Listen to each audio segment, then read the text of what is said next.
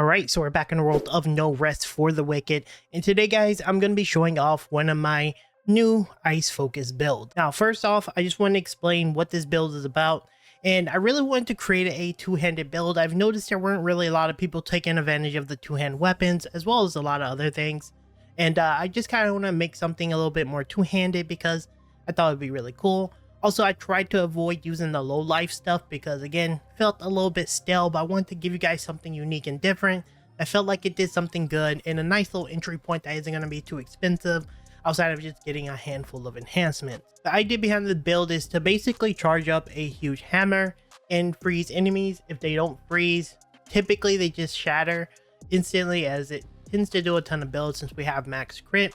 So when you're going through most of the missions, what you're going to do is just run around, hold charge, slam them, freeze them, blow them up. It's a pretty straightforward, easy build. We're using a combination of heavy plate armor as well as a little bit of mesh, tons of stamina, decent attack speed, and generally we just do a ton of damage. Typically the bigger they are, the harder the fall because of what we put on our weapons and such. Again, this isn't a overly complicated build. Honestly, I haven't played No Rest for the Wicked in a while, so I wanted to do something pretty simple that can clear all of the content in the game.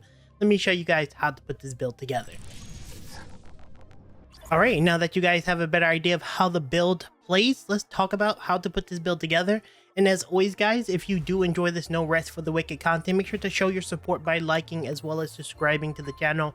I actually have plans to cover a lot of No Rest for the Wicked in the very near future, so if you want to support the channel and help grow it, make sure to drop a sub and like. With that out of the way, I think I already explained to you in the intro what this build is about, so let's go over the parts.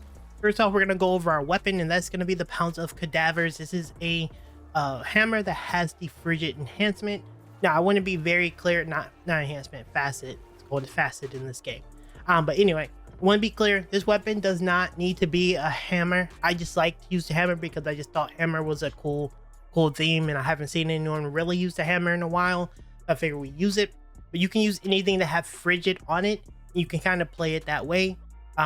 But yeah, you want to just make sure you get frigid, as you don't want to have a gem slot there where you have to put ice on it. Just if it comes with frigid inherently, it'll just freeze pretty easy.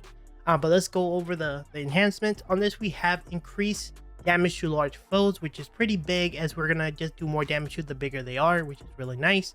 We have crit chance up to 12% on this one, and due to the fact that we're using the gem called a I think it's just called a jewel, enhancement jewel. This is increasing by 75% when we're at full focus. With the current setup, we have over 100% crit chance and a little bit of crit damage on our gear.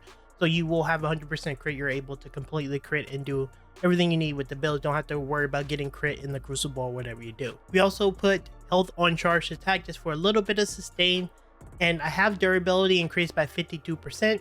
You can have literally anything else you want in that slot. Just keep in mind, I kind of goofed because I didn't know how the exalted system worked at the time that I was like making the build. You know, I just came back from No Rest for the Wicked, but I know how to do it now, keep in mind. But yeah, just do it that way and properly set up your character. But that's pretty much how the weapon's going to go. For our helmet, we're going to be using armor penetration. You'll notice armor pen is going to be something we put on this gear. Again, this is going to be using a jewel. As you can see here, I'm using a 60%, but if you have the 75%, feel free to use the 75%. But anyway, this gives us 12% armor penetration, 20% crit damage. We have physical damage, which we're going to swap off of that later, maybe for ice damage, and then physical resistance by 4%. Pretty straightforward stuff. You want focus cost increased because we don't use focus, because we want to have full focus to take advantage of our jewel. For our chest, this is one of our few exalted pieces. We're going to have frozen enemies. Armor is reduced by 41%. This is really big because we do almost instantly freeze pretty much everything in the game. And it's really important to have this, as it's going to just make it so you can actually deal more damage, because they do take half damage or something like that when they're frozen. You want to go through that armor and get a lot of good damage while they're kind of suspended. So it's actually pretty big to have. We're going to have crit hit chance increased by 12%. Damage resistance increased by 10% of the current durability, and then we got a durability increased roll. If you want to get more mitigation on this build, instead of going with bulky like we did here, go with the one that gives us more durability. I think it's called durable or something, and that would be better. I didn't know I was going to build this piece to be my damage resistance piece, but that's how you would do it naturally. And just to give you a little look at our resistances, whenever we're at full, We are at almost 75% across the board on our elemental stuff, and then our plague is pretty high. Generally, we could be higher again if we had that setup, but yeah, just a bit of a goof, but it's fine. You don't really need to be perfect in order to play this build. Moving on to our gloves, we have charged attack damage increased by 20%, which is big. Increased crit chance, frost buildup by 25%. This one is actually pretty big. When you have this, you generally almost always freeze everything instantly with one hit. Otherwise, you won't be able to freeze things instantly with it. So just keep that in mind. And then for the final one, gain 16% health on staggering an enemy. That's completely up to you what you want to use here. I liked it a little bit of sustain because I couldn't freeze at first. I had that on there. I couldn't freeze at first, so having a little bit of stagger was much easier. I would swap that off to something else in the future if I could, but yeah, that's what we're using now. For our boots, once again, we have a jewel that has 60%, get 70 if you can. What this does is it gives us 14% armor pin, which is really important. Crit hit chance by 10%, ice damage by another 9%, and then movement speed increased by 12% for 5 seconds after damage dealt by a charged attack.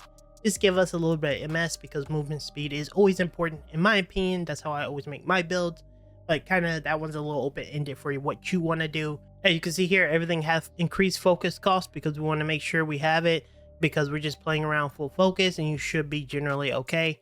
Keep in mind, you don't necessarily need to go with full play gear for these two pieces.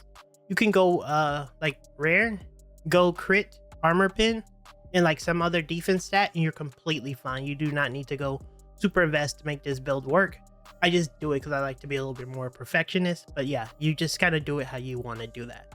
For our ring, we're using an agility ring. This one's a little bit more open-ended in my opinion.